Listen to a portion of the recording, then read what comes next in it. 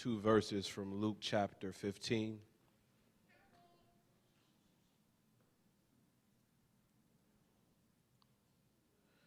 Luke chapter 15, verses 1 and 2, and I'm reading from the New King James Version.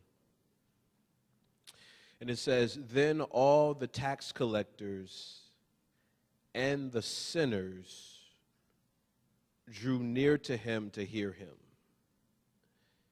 And the Pharisees and scribes complained, saying, 'This man receives sinners and eats with them.'" The title of our message this morning is Messy Church. Messy Church. Let's pray. Awesome God, we thank you for the time that you have given to us. And we ask that you speak to us. In Jesus' name we pray. Amen. You may be seated.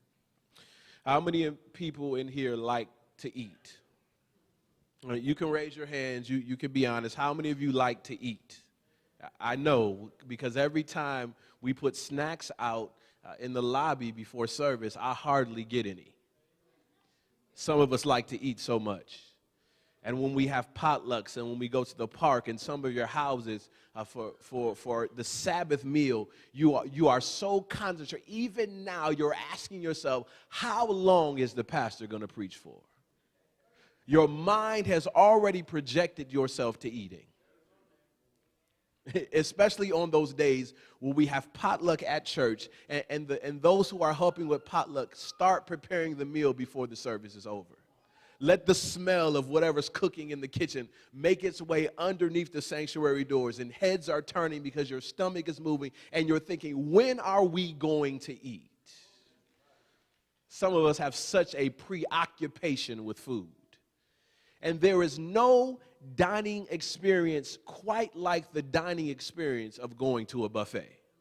Anybody ever been to a buffet? Most of us have been to a buffet. We have Ryan's down the street and around the corner, and there's the Chinese buffet, and there's the Indian buffet. There are all types of buffets. And let me tell you, going to the buffet can be a good experience depending upon who you go with. Are you going to give me a little bit of time this morning? Going to the buffet can be a good experience, but it depends on who you go to the buffet with. And it depends on who you sit down at a table with. There are five, well, there could be more, but there are 5 types of eaters at buffets. And the one that gets me the most is probably the fake eater. Everybody say fake. Because the fake eater goes to the buffet and they talk about all the food they're going to eat and what they're going to enjoy. And the fake eater grabs the plate and they put on everything that they possibly can, and they sit down at the table, and you say, I know you're not going to eat all of that. And because they've had too much soda or too much water, by the time it comes time around for them to eat, they can hardly get 2 bites down. They are fake eaters. There's another type of eater. Everyone say strategic. There's the strategic eater. Now, I know some of you aren't like this, but the strategic eater is the person at the buffet whose food can't touch the other food. You're laughing because there might be some of you. You're the type of eater that if you get corn, you can't put the corn on the same plate as the mashed potatoes, because the juice from the corn might touch the mashed potatoes, and that would ruin your entire eating experience. So the strategic eater is known at buffets at getting multiple plates. A plate for the salad, and a plate for the potatoes, and a plate for the rolls, and a plate for the dessert, because they don't want any of their food touching. There's a different kind of eater at a buffet. Everyone say talkative. That's the talkative eater. That's the person who's really hungry, who really wants to enjoy their food, but they're having so much fun in conversation that they can't get any food down. And any food that they get down, you see exactly what they're eating. A 4th type of eater is the picky eater. Everybody say picky. Now, I have a hard time with picky eaters. You know picky eaters when they're at potluck or when they go out to eat with you or they go to the buffet. The picky eater usually, or the rest of us when we sit down at the buffet, we hold our plates like this. But the picky eater holds their plate like this. Because they're looking and they're moving spoons around and they're smelling. Because for a picky eater, there's only really about two things at the buffet that they're really going to eat. And the truth be told, the things that the picky eater eats at the buffet, they could have probably had at home. They didn't have to waste the $12 to eat it at the buffet. They are so picky, they are so particular, and it's hard because when you sit down with a picky eater, the picky eater is critiquing your plate. You really gonna eat that?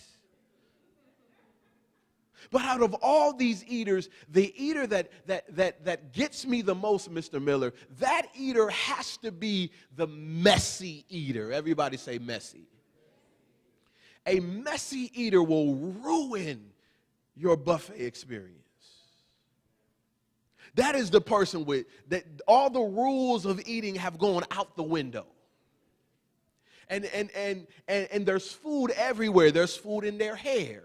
There's food on their face. There's food on their clothes. There's food on the floor. They don't even have the courtesy, if they eat something, to wipe it off their fingers before they pick up the cup and start drinking. We're talking about the messy eater, the type of eater that never has enough napkins. And food is all over the table and plates are all over the place. And sometimes, at least for me, when I sit across from a messy eater, I don't even want to eat at all. It's not the fact that they're eating. It's not the fact that they're getting nourishment. It's the fact that they're not eating in the way that I think they should be eating. And it's ruining my whole experience. The problem that Jesus is having is that he is doing messy ministry. The problem that Jesus is having is that the religious leaders of the day had a neat and tidy religious experience. They dictated the way that you were supposed to dress. They dictated the way that you were supposed to act and the way that you were supposed to smell and the way that you were supposed to interact with other people. And when Jesus comes along, he throws their whole plan of how church and ministry is supposed to go, he kind of throws it out of the window. Now, don't get me wrong, Jesus was not opposed to church. As a matter of fact, many times it's recorded in the Bible that Jesus actually went to the synagogue and stood up and participated. Even when Jesus was upset at church leaders, listen to me, even when Jesus was upset at church leaders, that did not keep Jesus from going to church. But he did not let what was supposedly limiting inside of church keep him from doing ministry on the outside. Jesus did not say, they're not singing the songs that I like in church, so I'm not going to go there. Jesus did not say they're not doing the liturgy that I want. So Jesus found himself in church engaged, not just passive. We talked about it on Wednesday night that true biblical membership means that I actually have to be doing something in church. So Jesus is an active participator in church worship, in the synagogue, but he let his ministry catapult him outside. There were two indictments on Jesus' ministry. The first indictment on Jesus' ministry was the fact that he claimed to be the Son of God. As a matter of fact, there were parts of Scripture where Jesus said, I am God himself. And if you have seen my face, if you have interacted with me, if you have spent time with me, then you have spent time with God. And this drove the religious leaders of the day mad because no Jew really believed in Jesus.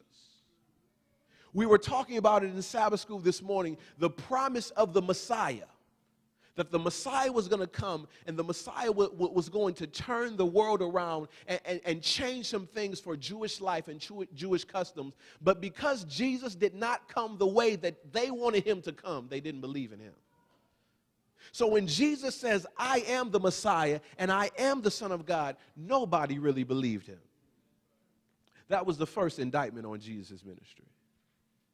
The second indictment on Jesus' ministry actually is found in our key text for the morning. It says, "Then all the tax collectors and the sinners drew near to hear him. And the Pharisees and scribes complained, 'This man receives sinners and eats with them.'" In Scripture, we have problems with the scribes. In Scriptures, we have problems with the Pharisees. Because the Pharisees upheld the law of God, but the Pharisees and scribes did not think that the law of God was enough, so they added extra. Historians tell us that the Jewish leaders of the day, besides the Ten Commandments and besides the Torah, had created 800 to 900 additional commandments for you to follow.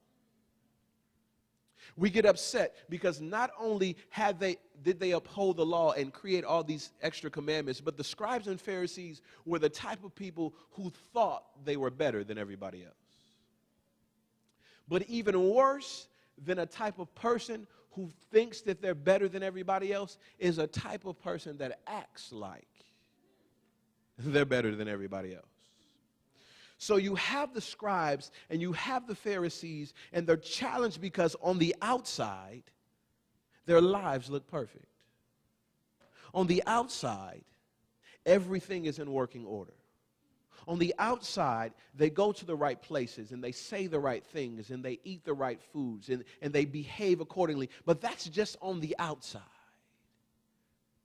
The different category are publicans or tax collectors and sinners. Now, sinners are interesting people because sinners in this time are people who know the law. They're people who know what you're supposed to do. They're people who know how to conduct themselves. They're people who know the right things to say, but they hadn't got to the place in their life where they're willing to do it yet. Or there are people who know the right things to say, or who have had the right experiences, but have gotten to the place in their lives where they're walking away from what they know. And then there were tax collectors, a different group of people altogether. Tax collector, in a sense, is like a drug dealer in your neighborhood. Because the tax collector, the drug dealer knows that by selling the drugs in the neighborhood, I am really messing up my own people. I am really taking advantage of my own people.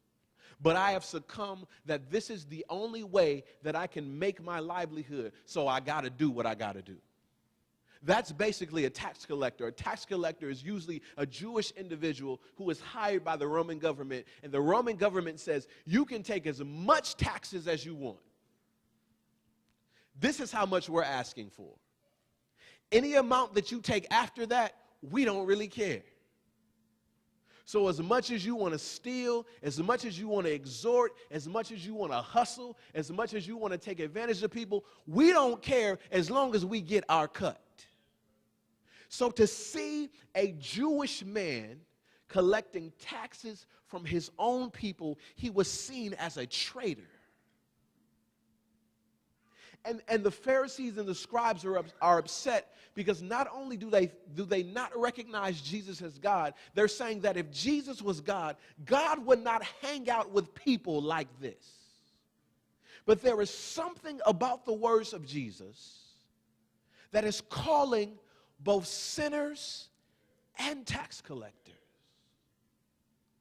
And it says, the Bible says that they drew near to him and he accepted him. Understand what's happening here. The closer that they are getting to Jesus, the more they are saying we are messed up.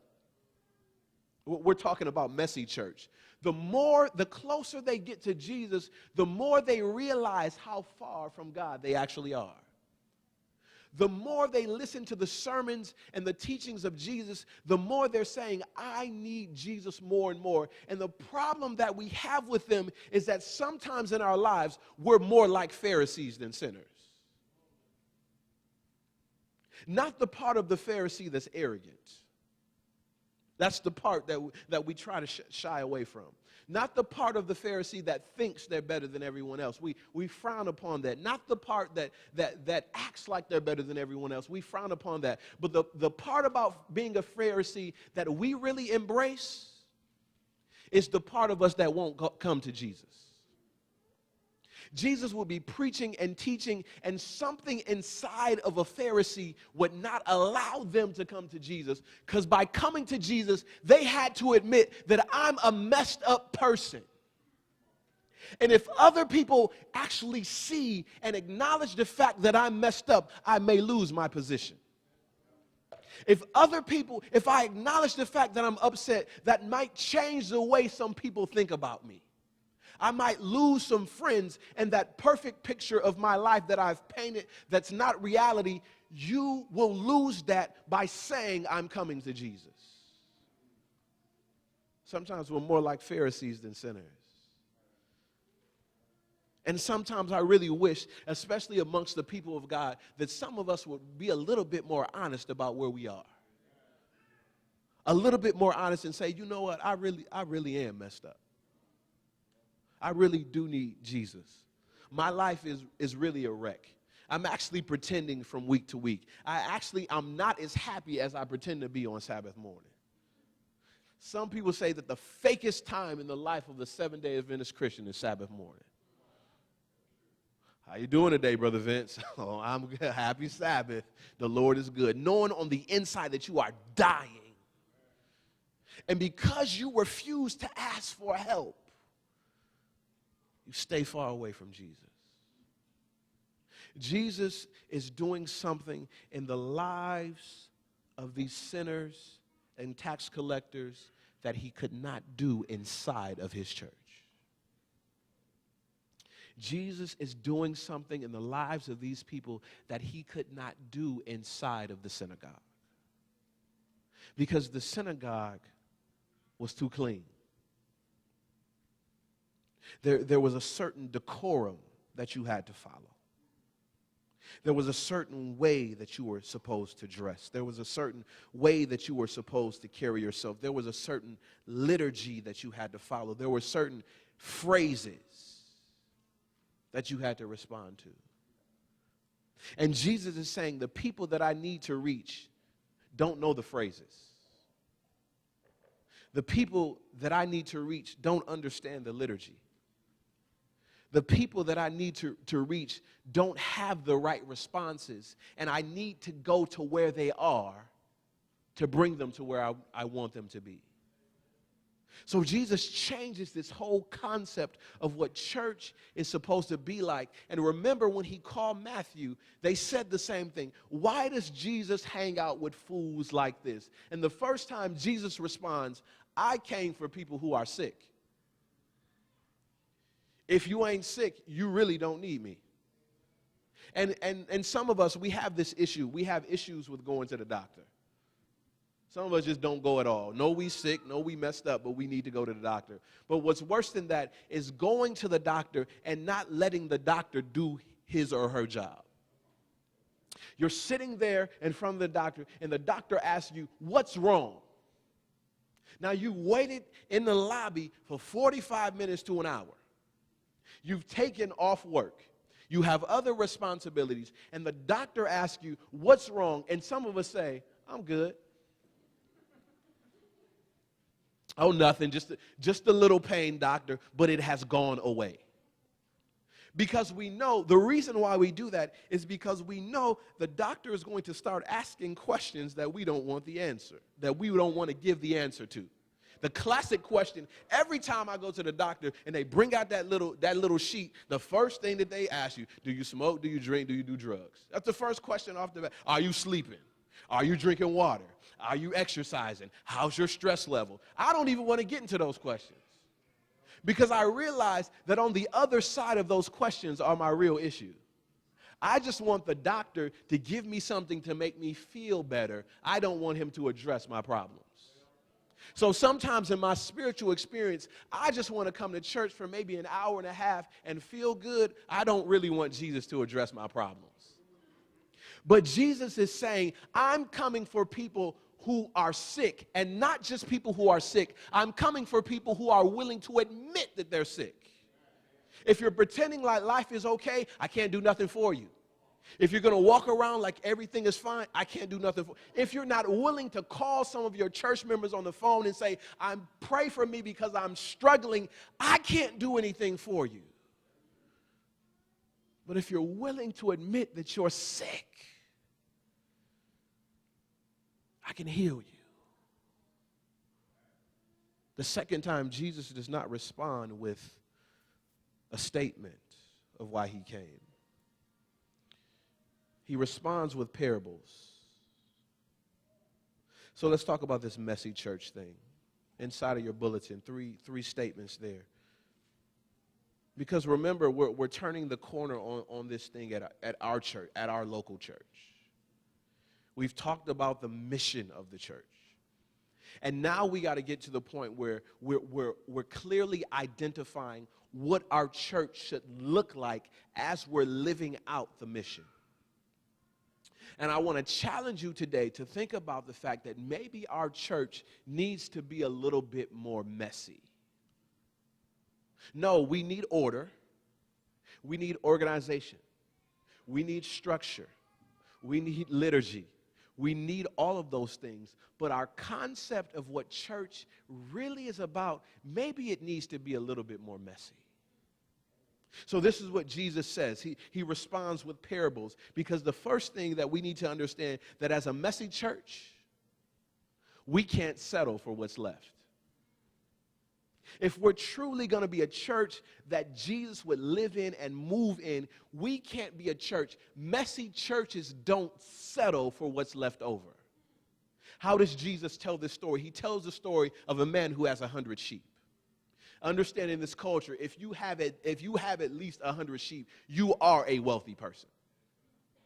You have some things going right in your life to the place where you can afford to take care of 100 sheep. 100 sheep in this tradition is a sign of wealth. But Jesus says, think about a man who has 100 sheep and he loses one.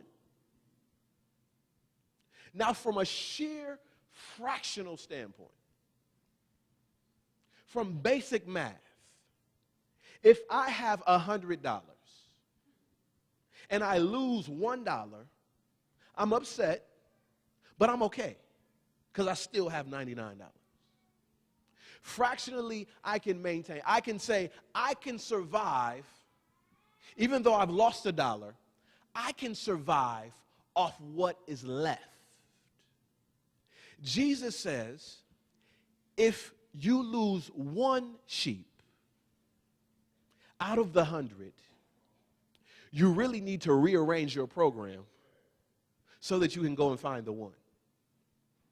Understand that the shepherd, if a shepherd has sheep, that he has to place the 99 in the care of somebody who's going to be responsible.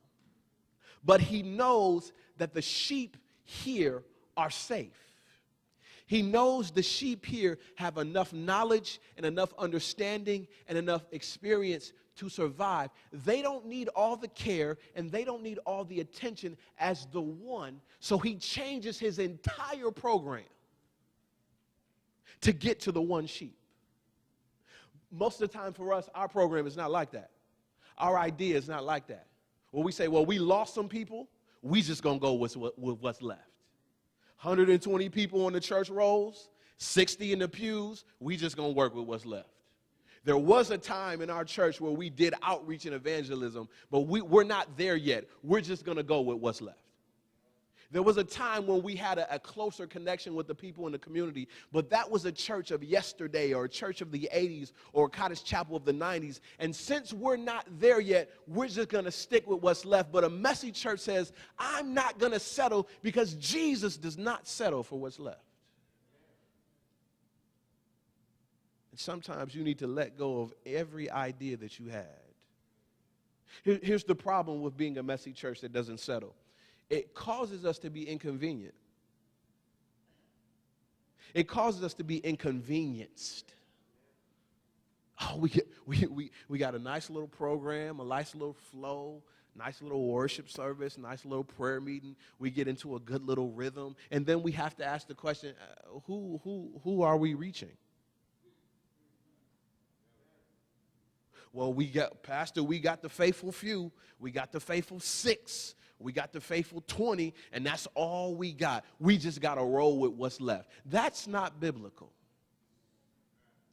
Jesus says that those of you who have more, Luke 12:48, to whom much is given, much is required. And could it be the simple fact that we don't have more? It's because spiritually we're kind of constipated. We take everything that we have and we never get rid of it so that we can have more. We never share it so that we can have more. We just keep it to ourselves. And then we ask the question down the pew, where is everybody else? Jesus responds with a second parable because we need to understand that messy churches must admit, first, that messy churches don't settle for what's left, but messy churches must admit, they need to be in a place where they must admit that things can get lost inside the house. Not just the people on the outside who are lost. Things can actually get lost inside the church. Can we say that? So Jesus tells this parable. He tells the parable of a woman who has 10 coins. And understand, from a fractional perspective, if she loses 1 coin, financially, she's still okay. But the coins are actually a part of a set of coins. And she will not rest until she has all of the coins. And she says, let me put a light on and grab a broom. Now, raise your hand if you've ever lost something in your house. Yeah, all of us. Keys, purses, money, important papers. We've all lost things in our house. And there's a certain frenzy that goes on when we're searching for something that we've lost inside of our house. We turn into a totally different person. More like monstrous. Because everybody in the house annoys you. And the sole mission, according to you, to everybody in the house should be searching for the thing that you've lost. But the truth is, for most of us, the problem why things are so easy to lose is because we haven't kept up with the cleaning process the entire time. Maybe not at your house, because I'm sure when I come to your house, everything is in order. But sometimes when you knock on my door or hit my doorbell, that 2 to 3 minute delay, that's me throwing stuff from the couch to the bedroom. I know in here, I see the car and the van. I know Pastor's in there. Well, Pastor got to take some stuff from the front door and put it in the office. Or some cushions by the front and put them on the back porch, because I don't want you to see just how messy the inside of my house really is. But the problem comes when I lose something. When I lose something, I have to go back to the fact that I never really cleaned up in the first place. So in order for me to look for the money that I've lost inside of the closet, I got to take everything out of the closet. All the purses have to come out, and all the shoes and all the boxes. In order for me to find something in the office, I actually, Elder, have to go through all the papers that are on my desk. Not the ones that I just straightened up. I actually have to go inside of my bedroom and begin to put things back into their place. And the truth is, inside of this parable, by the woman grabbing the broom, she admits that her house is messy. And could it be for us that we're not prepared to be a messy church because we don't really want to admit that we got some stuff we got to clean up? By lighting the light, she first puts a light. Light first exposes the dirty parts. That's why, here's a little, I'll give you another one of my tricks. If you walk into my house and only like the light in the kitchen are on, or the light in the hallway and the light in the dining room is not on, it's probably because I haven't vacuumed the floor. And if I haven't vacuumed the floor, I don't want the lights all the way up so you can see everything that's on the floor. So I leave it just a little dark. You can catch some light from the window. You can catch some light from the bathroom. But if I turn the lights all the way up, then I'm exposing my messiness. And she lights the light because she needs her messiness to be exposed to find the thing that she lost. Not only does she light the light, she grabs the broom. Saying that for me to really find what I'm looking for, oh, there's some stuff I got to clean up. There's some attitudes that I have to clean up. There's some perspectives. There's some procrastination. There's some laziness. There's some hard feelings inside of me that I have. If I'm really going to reach people, I got to clean up some parts of my life. But as a Pharisee, I can't expose myself. And we wonder why all of these, because Jesus never changed his standard. I mean, are you understanding what's happening here? Jesus is God. And there are some things that God does not roll with. There's some standards that he has. But Jesus has put people in a place where they feel comfortable coming to him even though they know his standard. Even though they realize that Jesus is not really okay with my habit, I feel comfortable going and talking with him. Jesus is not really comfortable with my relationship, but I feel comfortable going to talk to Jesus. My home situation is a mess, but something about Jesus, standard hasn't changed, principles hasn't changed, message of salvation hasn't changed, but Jesus makes me comfortable. And I'm so comfortable with Jesus that I'm willing to consider changing my life. Which brings us to the third thing that messy churches have to do. That messy churches have to be willing to accept people before they're clean. Messy churches, we're talking about a messy church. We're talking about a Jesus-led church. Have to be willing to accept people before they're clean. So Jesus tells this third parable, and it's different from the other two parables. Because I can understand a lost sheep. Sheep, you can Google it. Don't Google it right now, but you can Google it. Sheep are dumb.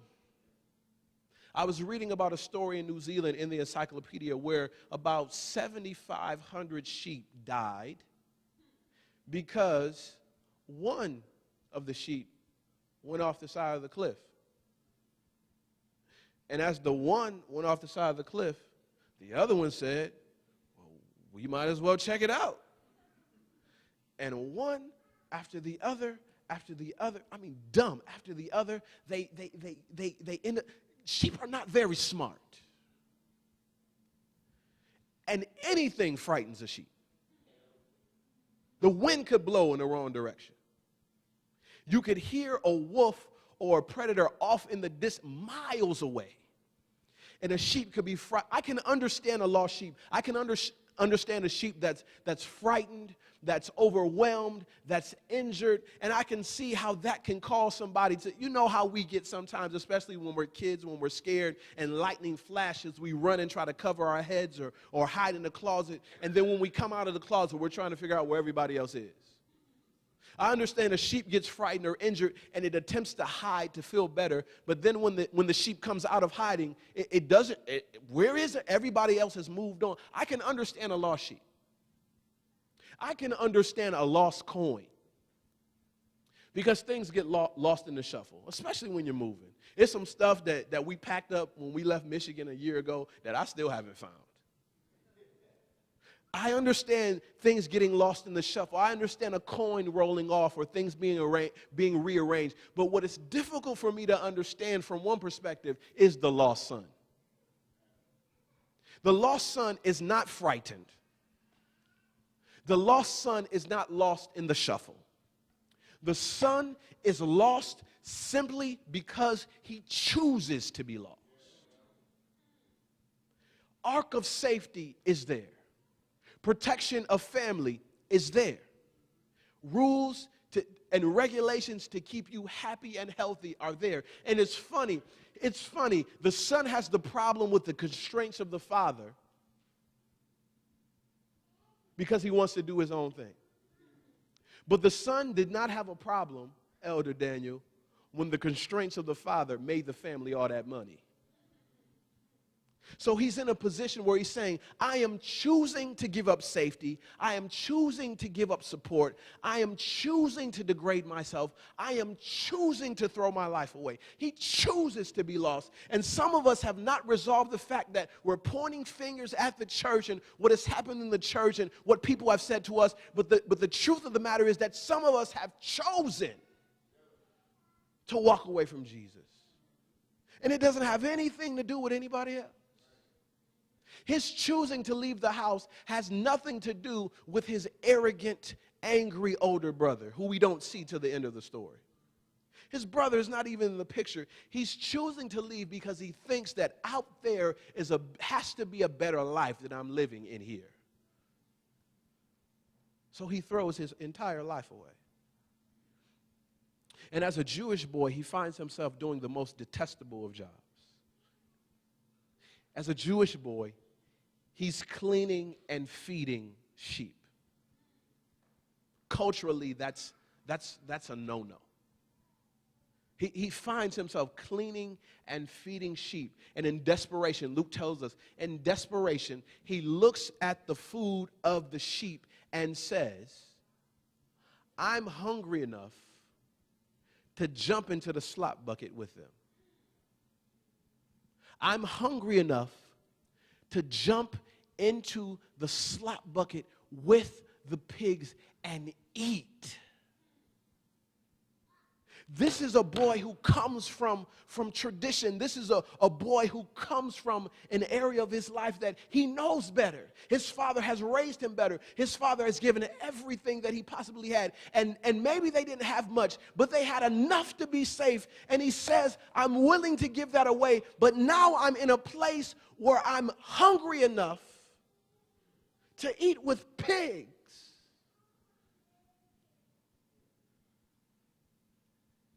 And a messy church is a church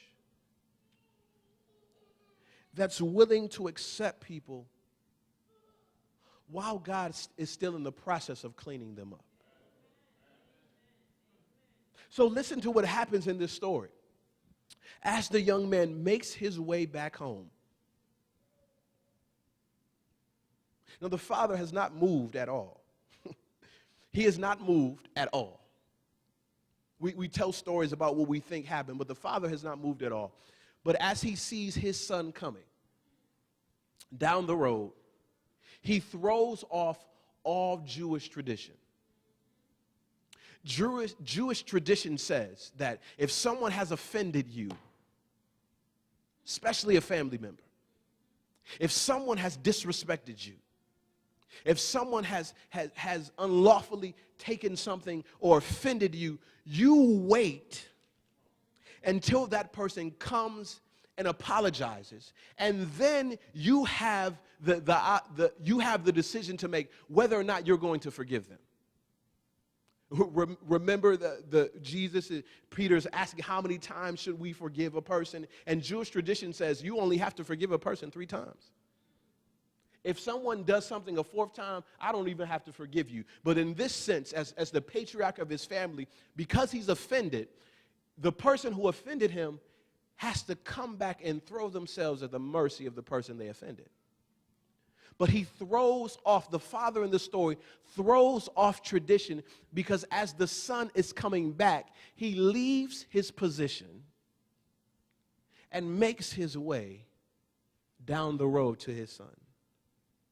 Luke 15 tells us that as the father saw his son coming from afar off, he left the place that he was standing. And the son has this speech in mind. I will say to my father, how many of your hired servants have this thing figured out? Don't even make me a son anymore. Make me as one of your hired servants. And the father says, in the process, he's not clean. He still smells like a pig. He still smells like the outside. He no longer smells like a good Jewish boy. His mouth and his breath and his clothes are stinking, and his face is raggedy, and nothing about him maybe looks like the son that he let leave in the first place. And the father places his arms and accepts the son even before the son is clean. Even before the son has taken a bath, he has placed a royal robe on the son. Even before the son has fully apologized, he places a ring of significance on the son and says to the son, I fully accept you back as a son, even though you're still messed up. And when are we going to get to the place as a people of God that we are willing to accept people while Jesus is still in the process of cleaning them up? Because if we're 100% honest, Jesus is still in the process of cleaning us up too. When are we going to get to the place where we stop making people behave before we let them belong? I'm going to take it just a step further. When are we going to get to the place where we stop trying to make people 100% believe before we let them belong? Because Jesus' model was totally in reverse. I'll let you belong. I'll let you hang around with me. I'll let you spend time with me.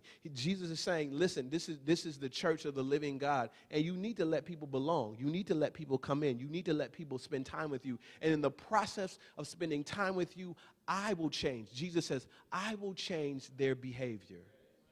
And I will change what they believe. That's messy church. And the truth is, as we close today,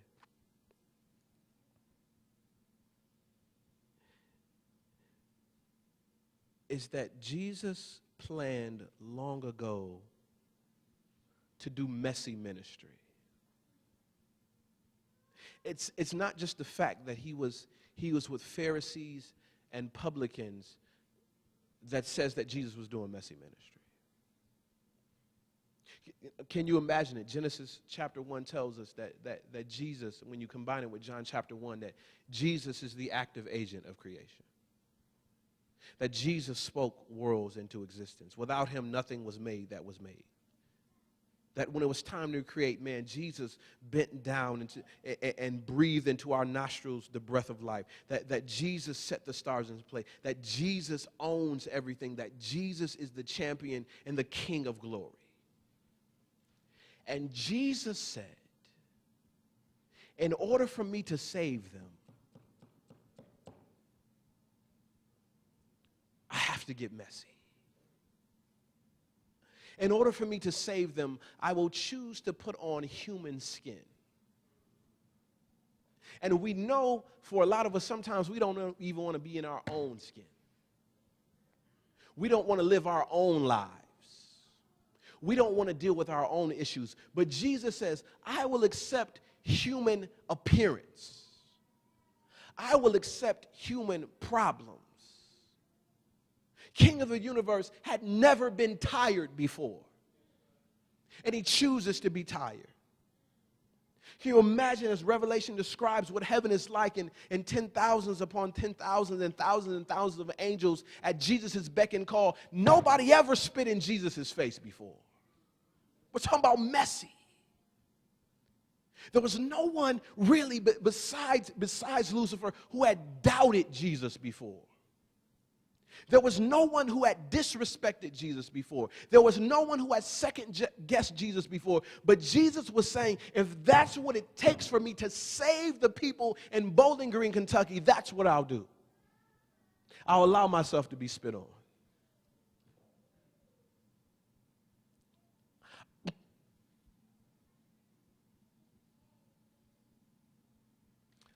I'll allow myself to die a messy death. And Jesus is saying, if I did that for you,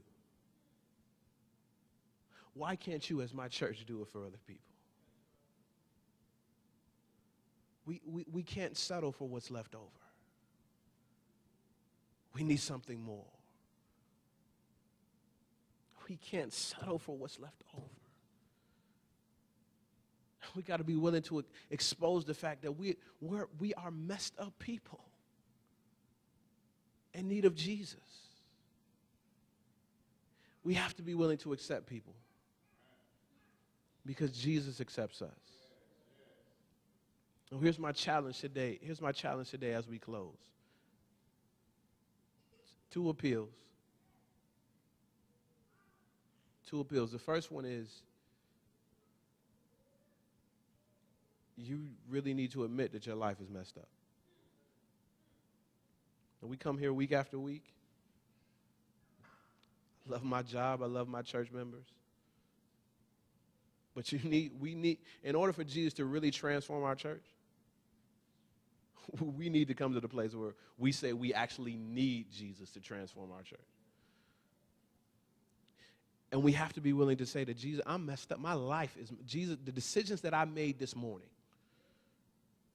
the plans, the text message that I received during church, the plans that I have afterwards or when the Sabbath is over, Jesus, I got some messed up plans.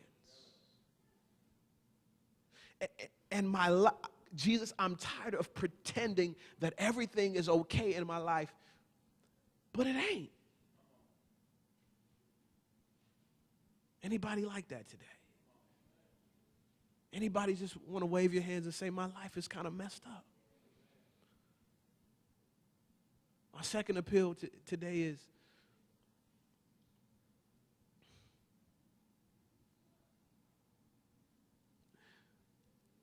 you want Jesus to move you to the place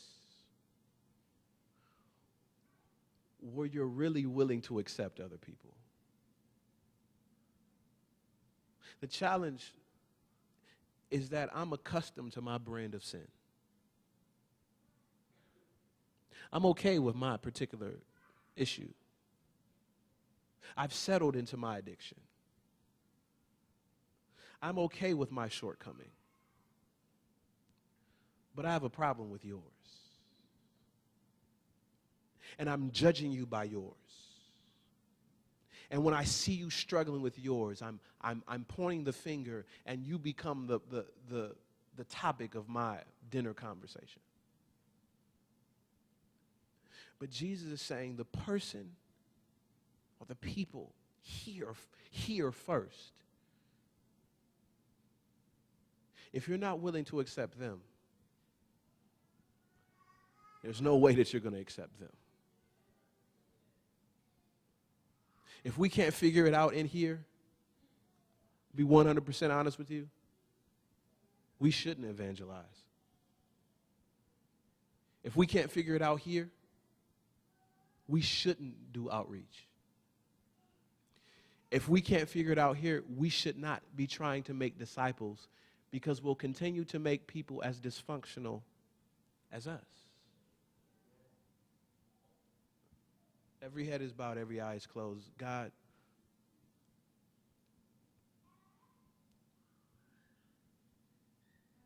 in many of our lives, God, we are hanging by a thread.